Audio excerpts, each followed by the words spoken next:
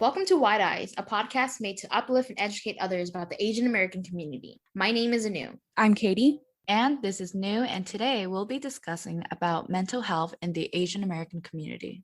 So mental health is a Western concept that's been normalized, but for us as AAPIs in our community, we haven't really been talking about mental health. First off, what is mental health? And so mental health, it includes our emotional, our psychological, and our social well-being. It can affect our day-to-day basis, how we think, how we act, or how we feel. And this can be a really big hindrance into our daily lives.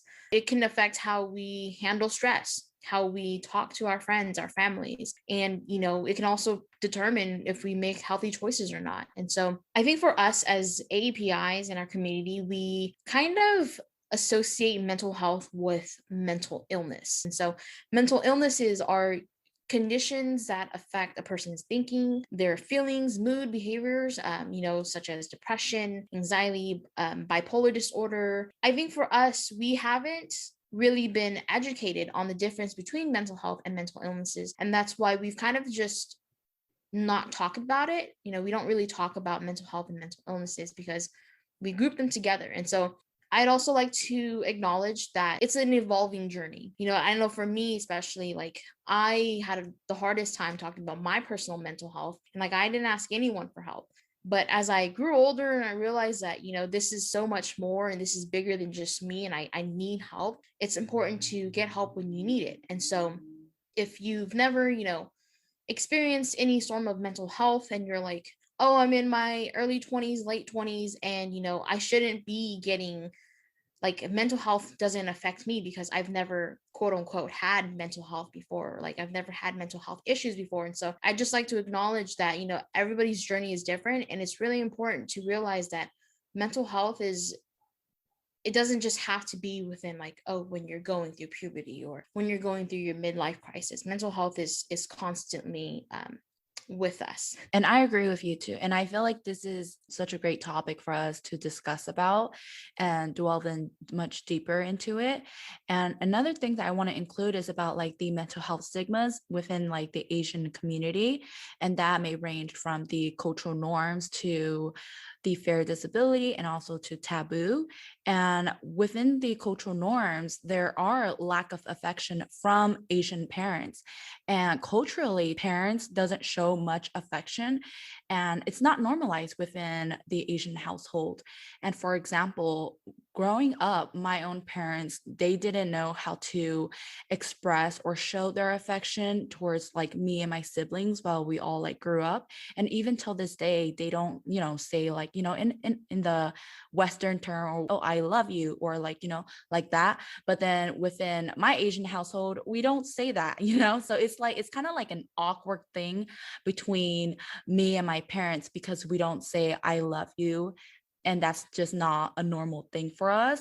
But their way of showing affection is completely different. And it's just, I feel like that's culturally, it's different from the Western concept of affection, of parents being affectionate, while in the Asian household or my family, we don't express ourselves in that way. But I felt like over time, me and my siblings, it may be different from me and my parents, but me and my siblings over time, we have gradually, learned to be more open with each other and also to be more affectionate towards each other.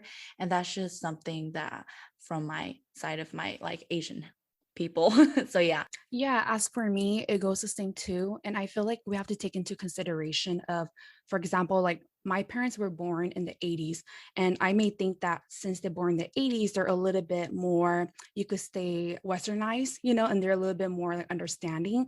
But I feel like it doesn't matter what age they are or when they were born, my parents, they still have that lack of affection. So in my household, although I was very comfortable talking to my mom because she's in her 30s, so it's very comfortable for me to express myself with her because she's a little bit more understanding, but at the same time she's not the type to really show that affection.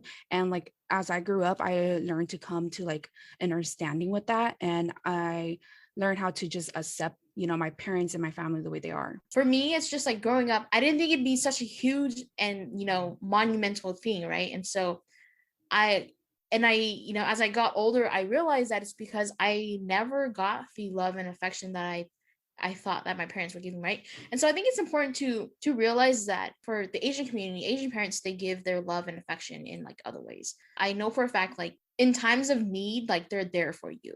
Does not matter. Rain, shine, I'm stuck and stranded in the middle of the island, they will find their way to get there and help you. And I think that speaks volume, but I know that, not everyone, like the love languages, right? And so not everyone receives or perceives love the same way. So some people, they might like words of affection. Some people might find, can be love, their love language might be conveyed through gifts or materialistic stuff, right? And so they show love in different ways. Oh yeah, so kind of like your story, right? My parents, they didn't really show affection. They obviously, they gave us hugs, don't get me wrong, they gave us like hugs and stuff like that, but for me, one of my love languages is actually like physical touch, and so I love hugs, I love holding hands, like I love, just that closeness. And another one is words of affirmation. And so I love hearing I love you, just words of affirmation, right? And so you don't think hearing the words I love you would be play such a huge role, right? Because for me, my first time saying I love you to my dad, it wasn't even like an emotional, serious I love you, dad, right? It was like quick, right? And so when we were in high school, my dad dropped us off at the bus stop, and every morning, my brother would say like, I love you, dad, I love you, right? And so they have a closer connection and than I do with my dad. And so it was just really normal for him to say it. And so he was just like, oh, every morning he's like, I love you, dad, I love you. And I was like, oh my God, like I want to say that too, right? And so, the next day I was like, oh my gosh, okay, I'm going to say I love you, dad, right before I leave. And so, the next day comes, we were ready, we're getting out the car, the bus stop is approaching, and it's just like, and then I left. I opened the door, and it's just, I didn't even say it, right? And so it's just, I don't know what it was. And so I kept trying. It took me a week to say, a quick I love you. And so the last day I was just like, I knew, just do it, right? And so I was just like, bye, dad, love you. And then I left. I walked out. I like left out of the car, and I'm not even joking when I say I was sweating.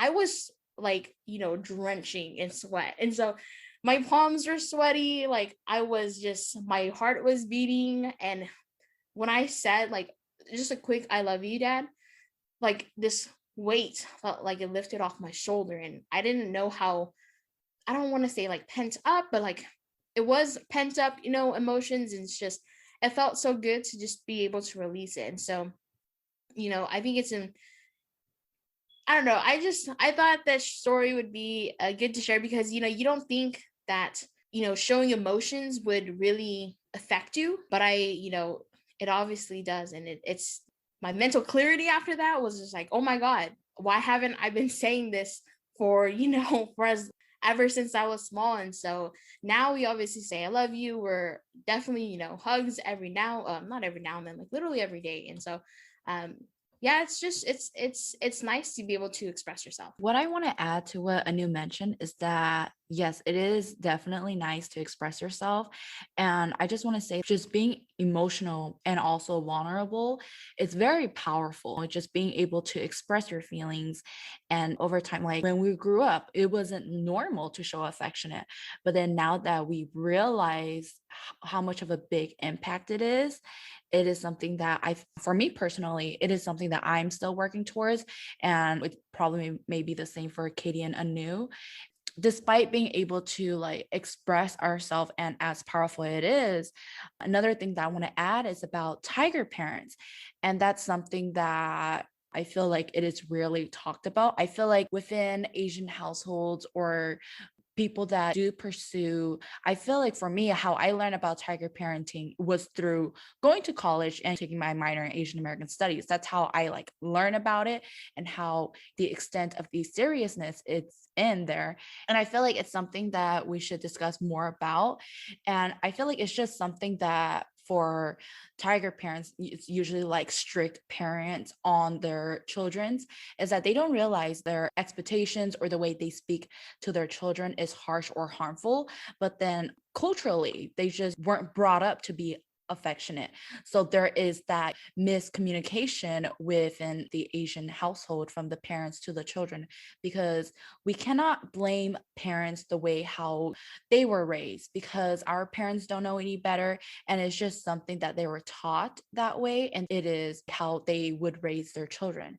And that is something that I want to put out there, that Asians are just not culturally affectionate. Yeah, New, I love what you said. Like Asians, we're not affectionate, and it's no one's to blame, but we shouldn't be playing the blame game, right? Like, Yeah, yes. mom and dad, you didn't love me, and so like, what are you talking about? Like, we did love you and stuff. And so it's just, I also think, like you said, it's important to emphasize that there's no communication with each other. And so you don't realize how much you needed to learn how to express yourself until like you actually express yourself. And so I don't know, I just feel like a lot of mental health, like mental health in general, just isn't talked about in, I know, especially for my Hmong community, but I feel like this is, can be applicable to both, the AAPI community as well. And I think one of the reasons why we don't talk about mental health is because we lack the education, and we kind of put mental illness and mental health as one thing. Once again I said, it's not the same. And so one of that is because we don't want to be labeled as disabled, because once again, like I said, especially in the Hmong community, but I feel like this is applicable to the AAPI community as well. Like, reputation is everything. When you go somewhere, they always ask you, who's your mom and dad? And if your mom and dad has a good reputation, then they're like, oh, this, they probably have, this son or daughter is probably a very good person too, because their parents are good. And so as a community, we just kind of know each other, and I don't want to say we have biases, but we have biases. And so it's important to uphold that reputation. And if you do have someone who in your family who talks about mental health or is disabled, they're like, isn't your son the one who, they're disabled, right? And so you kind of get labeled. And so I think if you have someone in your family who's disabled, you're kind of labeled as the family with that disabled person, right? And so it's kind of just grouped together, and I feel like it sucks that they don't want to be acknowledged, or they don't want to be known as the family with a disabled person. And I think a lot of it has to do with, once again, like I said, having that reputation and wanting to uphold that reputation so that you're a reputable family. Yeah, no, I think you made a great point of talking about how reputation ties into like fair disability. Also, I want to link that into taboo, because I feel like within the Hmong community, or, in the AAPI community, there's a lot of taboos. And for me personally, in the Hmong community, there's a lot. I feel like we think a lot about karmas, there's a lot of things that, or words, or like beliefs that we believe that will bring us karma. And then as for me and my family, for my younger sister, she was diagnosed with autism. And when she was first diagnosed with autism, right, my parents, it's sad, but it's the truth. My parents were in denial for about 2 to 3 months. And I do want to make it clear that it's not that my parents don't love my sister or don't care about her, but I think it's a matter of fact of how within our family and our community, it's very hard to really talk about mental health or mental illnesses and to be labeled as that. So till this day, I still don't talk about my parents when they were in denial, because I don't want to push it. And I do talk to them once in a while about the issue, like not in a case where I'm blaming on them. I feel in a sense guilty again that I wasn't able to do the most I can as the oldest sister. But now that she's being put in, ABA school, she's getting better much by each day. And I feel like the topic about autism and just mental health in general within my family, I wouldn't say it's getting better, but it's getting somewhere, right? Like we have to start somewhere. So I would say because of that, I feel like with my sister's situation and everything, my parents became more, this ties back into affectionate too. They became more open and more affectionate and more like understanding of all of their kids. So I will see that as a plus. And so Katie, you mentioned like, you had to relearn everything. And I feel like that's really huge, because for me, especially, like, I am just now recently learning about what mental health is in my personal mental health journey. And I feel like the reason why the AAPI community in general they don't really talk about mental health is because there's a language barrier. And so obviously a lot of the AAPI community, the refugees, they come from another country, they're immigrants, and just trying to like talk about mental health, there's just that literal language barrier where they can't express themselves. But I think there's also another language barrier where there's not the ability to express themselves. And so I know in our Hmong community, we don't have a lot of words for mental health, right? Like, we don't have a word for mental health. We don't have a word for autism. And we don't have word for like the spectrum of autism. And so it's really hard to try to explain something when you literally don't have the tools and the ability to explain it to them, because we've never we don't have the capability to, right? And so I think that's why it's important to, especially with a language that's, constantly developing, to realize that topics such as mental health is important to acknowledge and realize, and come up with words to describe these terms. In addition to what Anu mentioned about language barriers, there are also cultural barriers. There's so many different types of Asian cultures, and all of us grew up differently, and with different cultures, traditions. And Asian cultures, oftentimes, we value strength, resilience, and being self-sufficient. But on the other hand, those values may clash with ones that are like treasured in the Western or American culture, such as like being able to express ourselves, to being loud, or like being collaborative, like with one another. And then with that, I like to add that there is a form of parenting style within like the Asian culture, and that is tiger parenting. And I feel like tiger parenting, it is something that parents don't realize, that their expectations or the way they speak or raise their children may be harsh or harmful for their children. But then I feel like at the same time, culturally, they weren't taught to be affectionate, or that's all they knew how to parent. And that could be miscommunication, and that just goes back to like the language barrier, the miscommunication with each other from the parent and also the children. And I feel like, these expectations, they just want their children to do well academically, or do well no matter what in their life. And culturally, Asian parents are just not affectionate with each other and with their children, so there is that miscommunication with one another. And what I want to add on to, this go back to language barrier and Asian parents, or I feel like any parents in general, they just want their children to do well in life. But specifically, like with Asian parents, that's why it's called like tiger parenting or tiger parents. It's because they're just being so strict with their children, because I feel like that's all they knew and like grew up with. Like that's on what they were taught. So they will taught their kids the same way. And they don't realize that, but that pressure and expectation affects their children's mental health. And with that, there is still that lack of mental health education that isn't discussed as often, and should be more discussed about. Yeah, Nu, while you were talking, I just thought about something. I feel like in our culture, right, or in the Asian community, we're a collectivist group. And then when you were talking about the Western notion, all that, I was thinking about how it's more individualistic. So I was just thinking, I was placing myself in both groups, and I was thinking maybe that's why in our culture, since we're so like collaborated in such a unit, it's hard for us to like talk about mental health and anything like that. And I feel like there's many factors into that, and I feel like this goes back into what we just talk about, our stigmas. We're like, since we're such like a unit, when there's anything that bad or good happen, we are labeled as that. So it's as one. So it's really hard when you live in like in a Western world, and it's more individualistic, and you try to break free from the group you are from. It's hard to do that. And I feel like what we're doing now is just breaking it down and hope it helps others. No, I love that you mentioned like the miscommunication, and I love that you brought up tiger parents, because for me, my parents, they weren't like tiger parents. Obviously they had expectations, but for me, I think the miscommunication, I think that's where it was at. And so, my parents, they always just said, be the best. How am I going to be the best, right?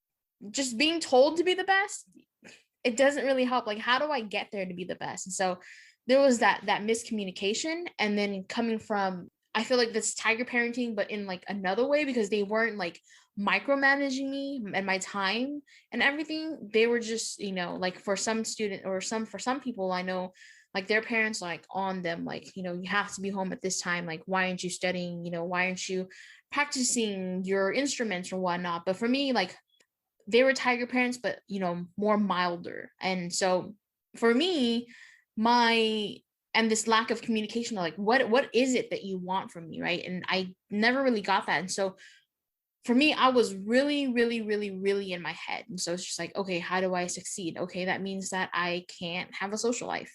That means that I need to constantly be studying. And so I was kind of my own tiger parent for myself. And so for me, my mental health, back in high school, um, I felt like I was a lot more mature than most of my friends, just emotionally, because my parents were always, drilling it in, like, whatever you do, you need to be the best. And so whatever I was doing, like, I had to be the best. And so I was always out of my way trying to be in these positions, like doing all these volunteering opportunities. I know for me, I attended CART, the Center for Advanced Research and Technology, and that was me going out of my way to do something different so I could stand out for like my college applications. And it's just, I was constantly finding ways to stand out. And I never really took the time to even like, I don't regret the decisions that I made, because it led me here today. But I never really took that break, that self-reflection for myself.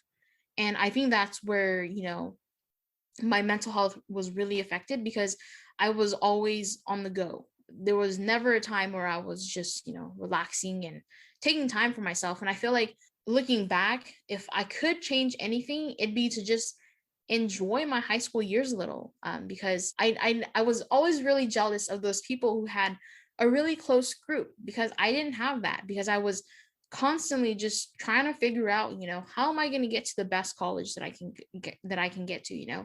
And so if I were to change anything, it's to just relax, take in the scenery, and enjoy the journey, right? And I'm preaching that now, but it's because recently literally was in the same cycle again, right? So just a little backstory, like I got accepted into UCI. That was my dream school, but unfortunately, I didn't get the financial aid that I thought I was gonna get, and so I had to, I say settle now, but at the time I was just settling for Fresno State because that's all that I could afford. And so I tasted the bitter taste of defeat. And so I was literally back in that cycle again that I was my senior year in high school of, okay, you basically, for me, like at the time, like I hit rock bottom.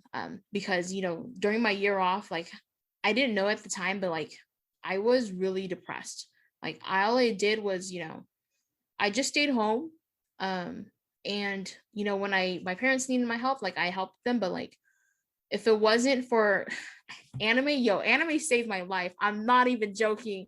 Because I couldn't feel like, I felt nothing. And that was really weird, because you and Katie, you guys know me. And so it was like, I'm a really bubbly person. Like I love talking to people. I love getting the vibes and the energy. And it's just during that year when I was off, it was, I was just literally a statue, and just the emotions that I was able to obtain was through anime, like laughing and crying. And thankfully I was able to express some form of emotions through that. But yeah, that year off was really hard. And so for me, like I didn't know at the time, but like emotionally I hit rock bottom. And so when I got to college, when I started my first year at Fresno State, I was just like, okay, like you know the reality is like you need money in America to be able to do the things that you want to do, right? And so for me, I was just like, okay, what do you love doing, right? And so I was doing self-exploration, and I love helping people, and I love science. And so couple that with, what's a science career that makes you money, right? So I was like, oh, a doctor, right? And so I was like, okay, you're going to study and you're going to be a doctor. And so I went ham for like the first 2 years, right? And so I was just constantly on the go. I didn't do what I did, what I wanted to do, what I should have done. I didn't do my self-reflection. But yeah, so it's just like I didn't take that self-reflection to really ask myself like what I wanted to do. And so I went through that whole cycle all over again. And so my first 2 years in college, I was no social life, literally just studying like day in and day out, taking tests, no breaks, doing, regular semester, doing summer school.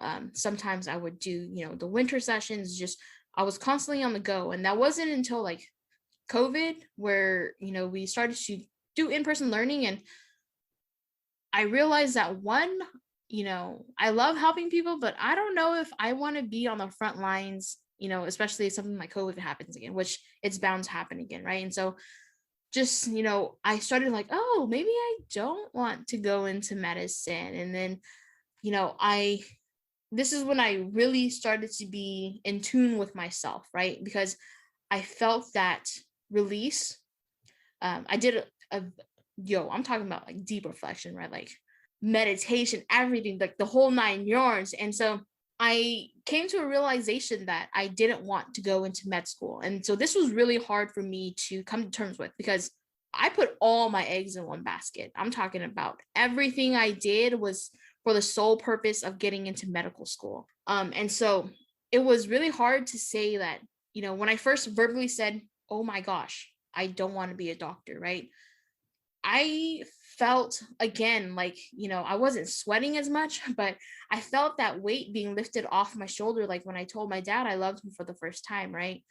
And that's when I was just like, oh my gosh, like I felt that weight being lifted off my shoulders. And, that's when I started to reevaluate like my college experience. And I was just like, I hated it. All I did was just study. And I, was emotionally and mentally burnt out because all I did was just studied and I didn't take the time to enjoy the process of, getting to where I'm at now. And so thankfully, for a lot of people, I know COVID was a very, very hard time in their lives. It was for me too.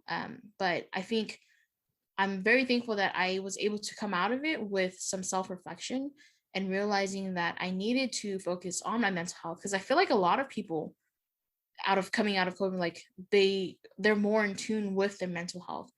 And so and so wait, what was I talking about? Oh yeah, former parenting. And so well, how did I get to forms of parenting? Oh my gosh. Okay, we're fine. And so it's really important to talk about, I think it's really important to have that communication, because had I had that communication with my parents from the start, like, their idea of success for me was basically to just be happy. And so had I known that, I wouldn't have put all these unrealistic expectations, honestly, and really unrealistic expectations on myself.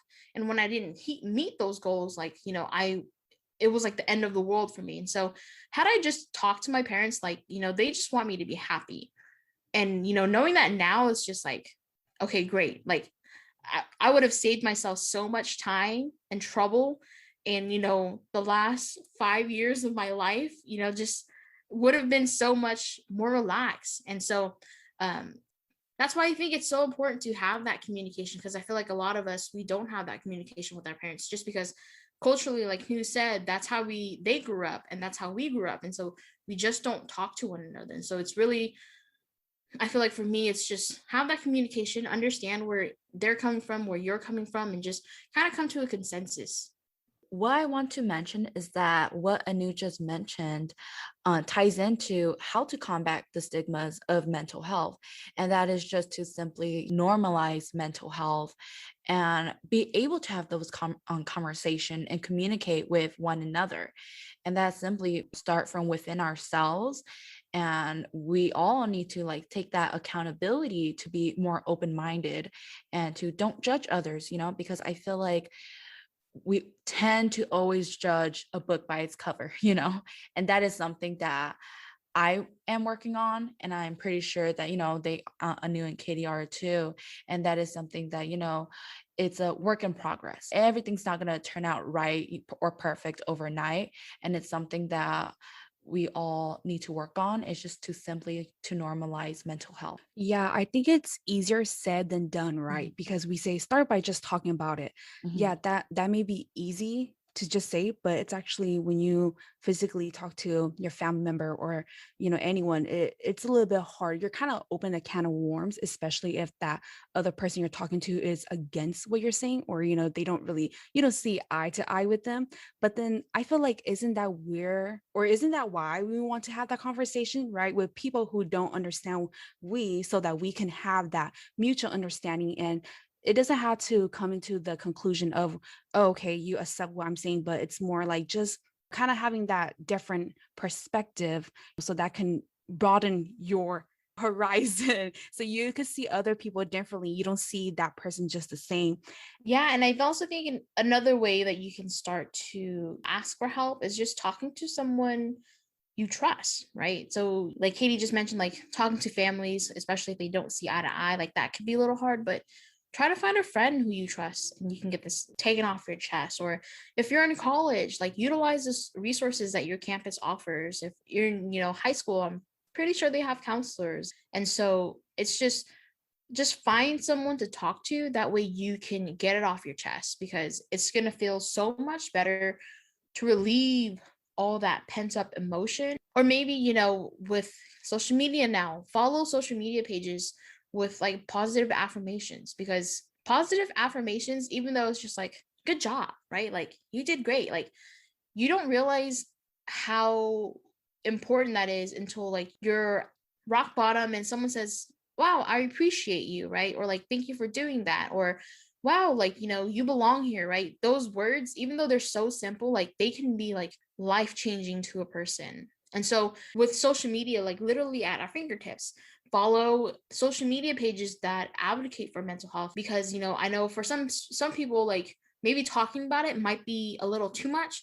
So maybe just start by reading it and being exposed to the information. That way it's like a lot easier to ease into talking. And so follow mental health pages. Yes, and as Anu was mentioning about, you know, checking out and following social media pages, some accounts that we have down for you guys to check out includes Asian Mental Health Project on Instagram, as well as Find My Wellbeing. And Find My Wellbeing is a podcast that, you know, talks about mental health. And then Asian Mental Health Project is another platform that focus on the AAPI community that does workshop and also advocate for to normalize the mental health in the AAPI community. Visit your health center, right? Like seek help if needed.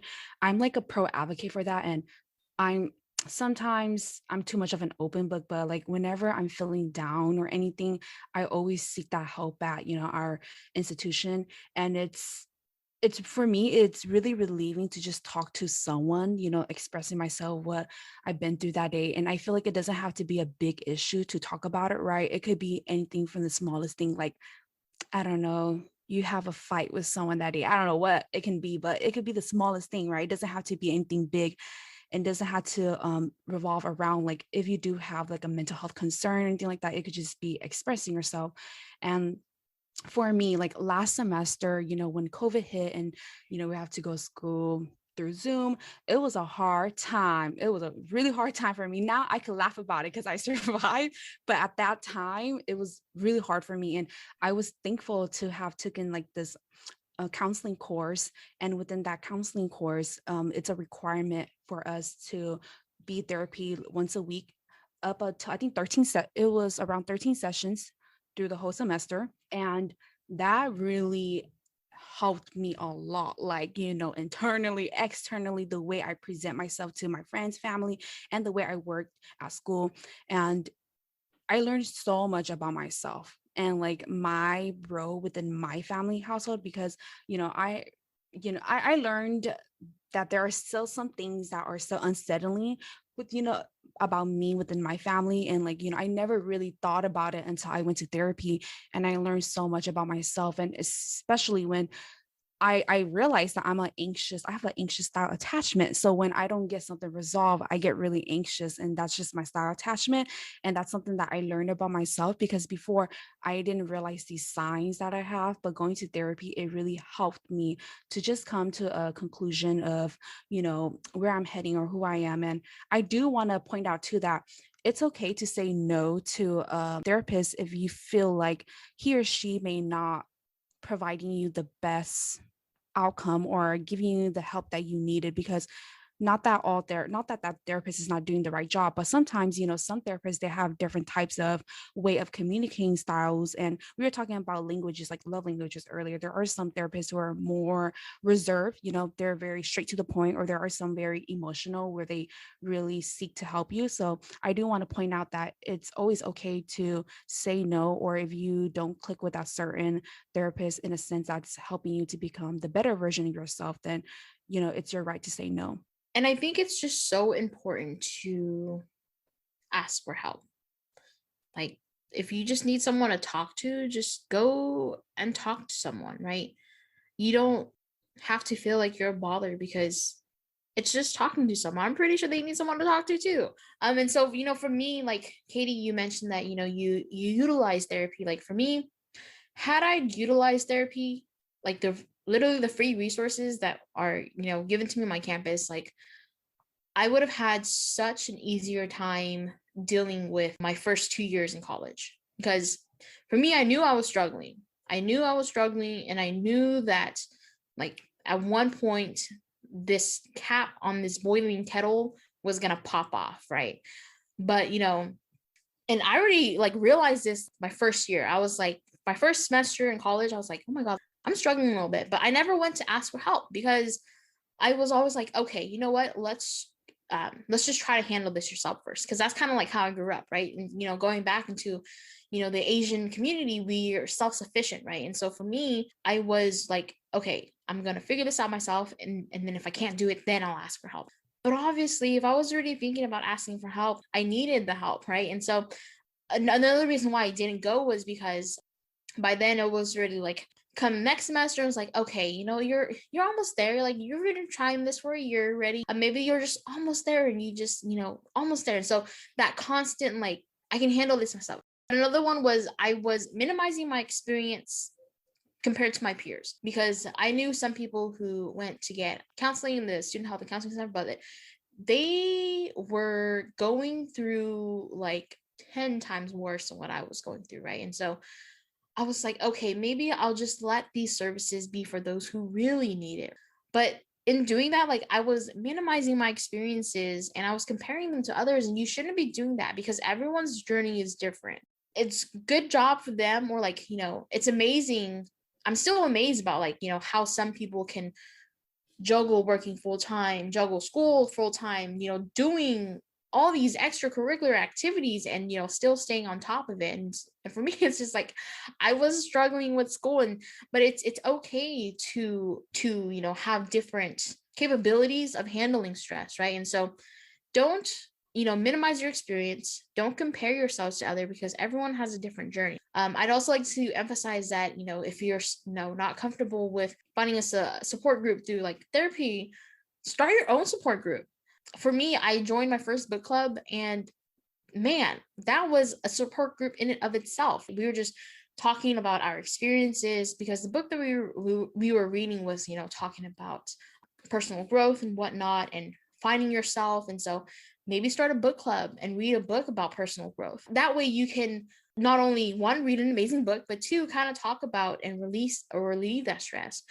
Or start a podcast. Like, for you and us, the reason why we started this podcast is because we felt that struggle, and we felt that inability to voice our opinions, and we felt like we need to speak about what's going on in our community. And so in doing this, talking to New and Katie all the time, that is a stress reliever. There's more ways to getting help than finding a professional help. Yeah, and I completely agree with Anu, and like how she mentioned, like her first 2 years she struggled, and I feel like had I known that because I feel like back then we weren't as close as we are now. And for me, my first year into college, I was struggling as well. And I was depressed, like, depression hit me hard, and then imposter syndrome, like all of that. It was just like overwhelming for me with COVID as well. I, really thought about considering taking a leave or or a leave of absence from college. What happened with COVID, it was like a good and also a bad thing, because I feel like for me, it made me really reflected on myself and with my depression, and also like it's like an ongoing journey, like this self-healing journey that I'm going through. And I feel like once I'm in it, it's not gonna be all right overnight. So I feel like it's something that I am working towards, and many other people could resonate with our stories, that to just like what Anu and Katie mentioned, talk to your friends or find your support group. And with me and my couple of friends, we dedicate our time when we meet each other. We talk about how we're doing, our well-being and everything. And I feel like having just these small talks or these conversations are so important, and also so powerful at the same time. It's important to validate each other's feelings and what we're going through. And it really starts from within ourselves. And through this podcast, I hope that, they probably get some sense of message of what we're trying to deliver through this podcast. Before we end this video, we'd like to include some resources and information for you guys. In the following, it includes National Suicide Prevention Lifeline, 1-800-273-TALK, or Substance Abuse Mental Health Services Administration Treatment Referral Helpline, 1-877-SAM-HSA-7, Asian Mental Health Collective, asianmhc.org, or please call the Trevor Lifeline at 866-488-7386 for suicide prevention for the LGBTQ plus community. These information that I just mentioned will be listed in our description. And this concludes our conversation for this month. Can't wait to chat with you guys in our next episode. Feel free to check us out on Instagram at White Eyes Podcast.